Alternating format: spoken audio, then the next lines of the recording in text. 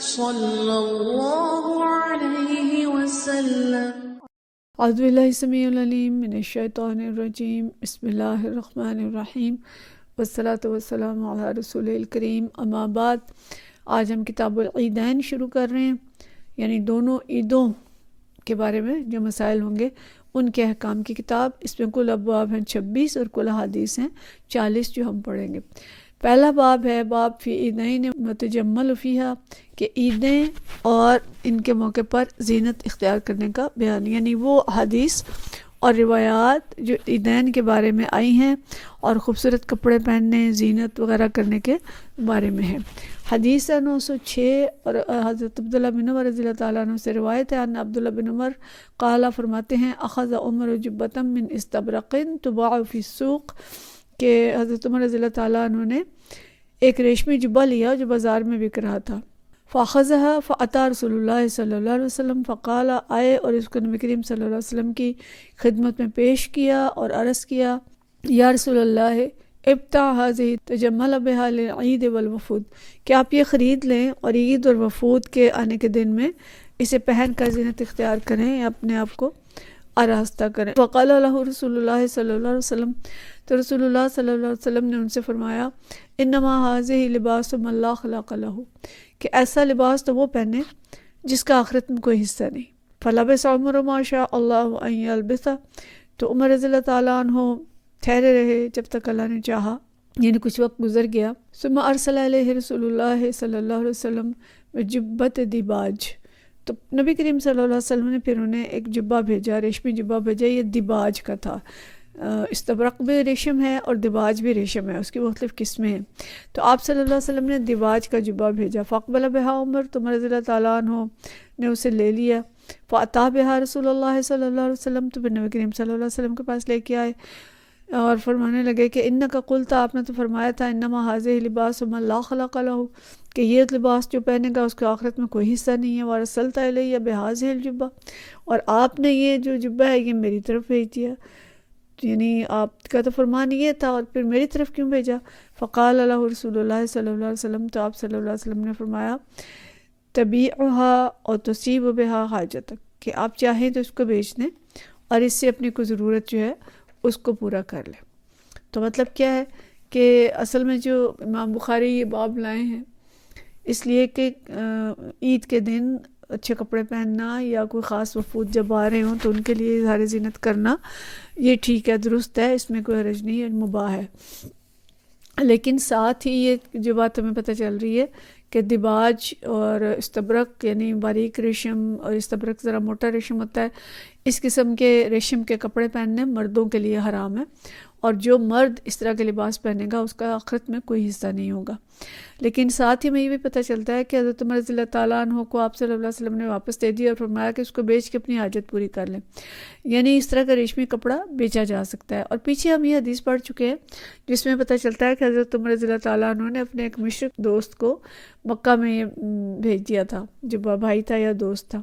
اور یہ بھی آتا ہے کہ یہ ان سے فرمایا گیا تھا کہ آپ اپنی بیوی کو دے دیں کہ وہ اپنے کپڑے بنا لیں، یہ بھی جائز ہے، یعنی عورتیں ریشم پہن سکتی ہیں، مرد ریشم نہیں پہن سکتے۔ ایک اور بات ہمیں پتہ چلتی ہے کہ اچھے کپڑے پہننا تقوی اور دینداری کے خلاف نہیں ہے۔ اصل تقوی تو دل کے اندر ہوتا ہے، لباس التقوی ذالک خیر، کہ لباس کے اندر تقوی ہونا چاہیے، اسراف، تبذیر اور نہیں ہونی چاہیے، اور اس کے ساتھ لباس ستر کے تقاضے جو ہیں وہ پورے کرنے چاہیے اس کو۔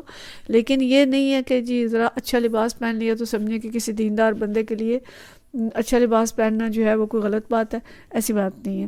پھر یہ کہ بغیر سوال کے عطیہ کے طور پر جو چیز ملے اسے قبول کر لینا چاہیے۔ حضرت عمر رضی اللہ تعالیٰ عنہ نے سوال تو نہیں کیا تھا، لیکن آپ صلی اللہ علیہ وسلم نے انہیں بھیجا اور انہوں نے قبول کر لیا۔ اور ریشم کی تجارت مردوں اور عورتوں سب کے لیے جائز ہے، اور ریشمی کپڑا ہدیے کے طور پر کسی کو دیا جا سکتا ہے، مسلمان مرد کو نہیں، لیکن یعنی یوں دیا جا سکتا ہے کہ وہ بیچ لے یا اپنی کوئی ضرورت پوری کر لے، لیکن وہ پہن نہیں سکتا۔ اگلا باب ہے الحراب والدرق یوم العید، عید کے دن چھوٹے نیزوں اور ڈھالوں سے کھیلنے کا بیان۔ حدیث 907، حضرت عائشہ رضی اللہ تعالیٰ عنہ سے حدیث روایت ہے، عائشہ قالت، حضرت عائشہ رضی اللہ تعالیٰ عنہ فرماتی ہیں، دخل علیہ رسول اللہ صلی اللہ علیہ وسلم، نبی کریم صلی اللہ علیہ وسلم میرے پاس داخل ہوئے، یعنی میرے گھر میں آئے. وعندی جاریتان تغنیان بغناء بواس، اور میرے پاس 2 بچیاں تھیں جو کہ گیت گا رہی تھیں جنگ بواس کے. جنگ بواس اور سرخزرت کے درمیان طویل جنگ تھی جو 100-150 سال تک شاید چلتی رہی تھی، جیسے خاندانی لڑائیاں ہوتی ہیں. اور اس جنگ میں جو اشعار تھے ان کا بہت بڑا رول تھا، اور انہوں نے دونوں طرف سے شعر کہہ کے تو دشمنی پہ اکسانا اور جنگ پہ اکسانا اور جنگ کروانا. تو وہ بواس کے جو اشعار ہیں وہ پڑھ رہی تھی، کسی ایسے شاعر کے جس نے جنگ بواس پہ شعر لکھے تھے. تو نبی کریم صلی اللہ علیہ وسلم داخل ہوئے. فاستجع علی الفراش وحول وجهه، تو آپ صلی اللہ علیہ وسلم لیٹ گئے اپنے بستر پہ اور اپنا چہرہ دوسری طرف پھیر لیا. ودخل ابو بکر، تو حضرت بکر صدیق رضی اللہ تعالیٰ عنہ داخل ہوئے. فانتحرنی وقال مزمارۃ الشیطان عند النبی صلی اللہ علیہ وسلم، تو حضرت عائشہ فرماتی ہیں کہ انہوں نے مجھے ڈانٹا، فانتحرنی مجھے ڈانٹا، اور فرمایا کہ یہ شیطان کے باجے نبی کریم صلی اللہ علیہ وسلم کے گھر میں، یعنی اس بات پہ انہیں ناراض ہوئے. فاقبل علیہ رسول اللہ صلی اللہ علیہ وسلم، تو آپ صلی اللہ علیہ وسلم نے ان کی طرف رخ کیا.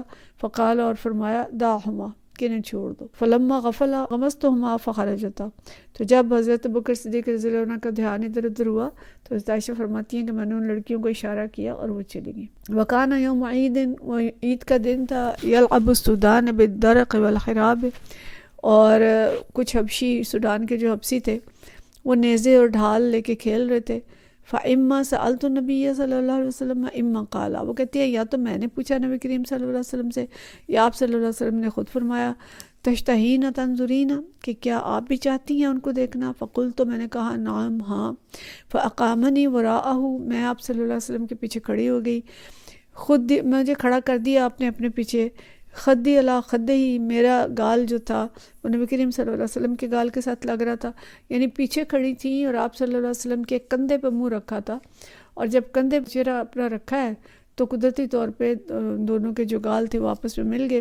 وَهُوَ يَقُولُ، اور آپ صلی اللہ علیہ وسلم یہ فرما رہے تھے دونکم یا بنی ارفدہ، کہ اے بنی ارفدہ کھیلتے جاؤ. حتیٰ اذا مللت، کہ جب میں اکتا گئی. قال، فرمایا حسب کی، کیا بس جی بھر گیا. قل، تو میں نے کہا نعم، ہاں. قال فسبی، فرمایا ٹھیک ہے پیچھے ہو جاؤ. تو یہ 2 چیزیں ہمیں اس حدیث میں مل رہی ہیں. ایک یہ کہ بچیاں جو ہیں وہ گیت گا رہی تھیں. اب یہ گیت ڈھول باجے کے بغیر تھے، اور دوسرا وہ کوئی فلمی گانے نہیں تھے جیسے ہمارے ہاں گائے جاتے ہیں، ایسی واہیات چیز نہیں تھی، بلکہ جنگ بواس کے ظاہر ہے وہ کو بہادری کے گیت اور اس قسم کی چیزیں تھیں جو گا رہی تھیں. تو آپ صلی اللہ علیہ وسلم نے ان کو منع نہیں کیا. مطلب ہے کہ عید کے دن اس طرح تھوڑا بہت تفریح کرنا، کھیلنا، اس سے کوئی حرج نہیں ہے، اور اس قسم کے گانے بجانے اور اس قسم کے اشعار سے کوئی گناہ نہیں ہوتا. اور آپ صلی اللہ علیہ وسلم نے بچیوں کو روکا بھی نہیں، اور آپ صلی اللہ علیہ وسلم کو خود کوئی دلچسپی بھی نہیں تھی. آپ دوسری طرف منہ کر کے لیٹ گئے. پھر دوسری بات ہمیں یہ پتہ چل رہی ہے کہ حبشی جو تھے وہ مسجد کے سین میں نیزہ بازی کا مظاہرہ کر رہے تھے، اور یہ مردوں کا ایک کھیل تھا اس علاقے میں.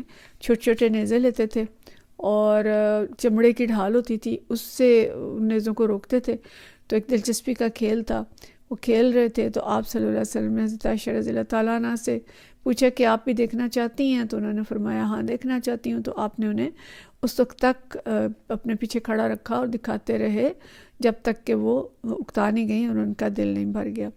تو یہ بھی ایک چیز ہے کہ عید جو خوشی کا دن ہے، اس دن اس قسم کے کھیل، تفریح، سجنا بننا، سنورنا، جیسے ہم نے پچھلے حدیث میں پڑھا اچھے کپڑے پہننا، سجنا سنورنا، وہ جائز ہے. اور یہ پسندیدہ ہے کہ عید کے دن خوشی کا اظہار کیا جائے، زینت کا اظہار کیا جائے اور خوش ہوا جائے، اور چھوٹی موٹی کوئی تفریح جو جائز حدود کے اندر ہو وہ تفریح کی جا سکتی ہے.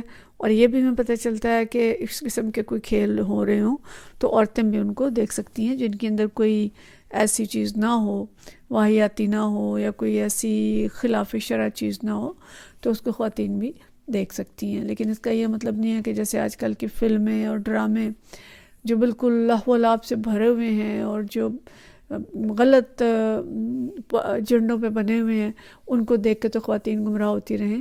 یا مرد گمراہ ہوتے رہیں، ایسی چیزیں نہیں۔ اس تفریح اور زینت کے اندر بھی ہمیں شریعت کی حدود کا خیال رکھنا ہوگا، اور مومن کی شان یہ ہوتی ہے کہ وہ غم میں آپے سے باہر نہیں ہوتا، غم میں وہ بالکل اپنے عقل و حواس کھو نہیں دیتا، اور خوشی میں وہ اللہ تعالیٰ کی حدود کو نہیں توڑتا، اللہ کی حدود اور اللہ کی رضا کو یاد رکھتا ہے۔ تو عید کے دن زینت بھی جائز ہے، اور چھوٹی موٹی خوشی کرنا، تفریح کرنا، آپس میں بیٹھنا، خوش ہونا، کھیل وغیرہ کرنا اور دیکھنا، اس کی اجازت ہے۔ وآخر دعوانا ان الحمد للہ رب العالمین۔